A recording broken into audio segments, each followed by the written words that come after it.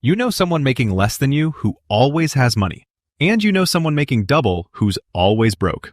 Same rent, same groceries, completely different lives. And the reason isn't what you think. It's not willpower, it's not extreme budgeting, it's not even how much they earn. It's a set of rules most people don't know exist.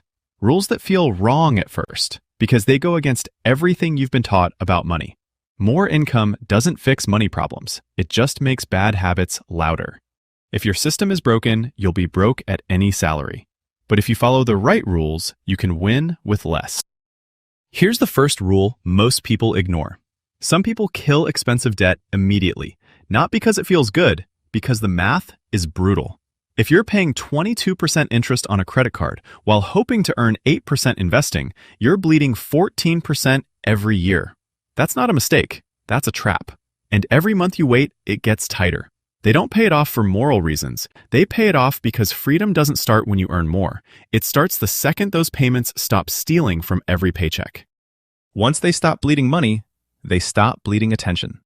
They protect their mornings, not with routines that take an hour, just the first 10 minutes. No phone, no scrolling, no reacting to everyone else's chaos before they've even thought about their own day. That clarity compounds. Sharp mornings lead to sharper decisions. And when it's time to spend, they don't react. They write it down. They wait. Most desires die in a week. The ones that don't might actually matter. That one habit saves thousands on things they'd forget they ever wanted. Every 6 months, they review everything. What's working, what's draining them, what used to matter but doesn't anymore. They cut it and move on. Most people never do this. They drift for years wondering why nothing changes. And here's what nobody wants to hear. Most people reading this right now won't do any of it. They'll nod, they'll agree, then they'll go back to hoping the next raise fixes everything. It won't.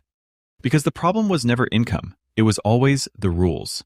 You know the difference now. The question is whether you'll actually change anything or just keep hoping.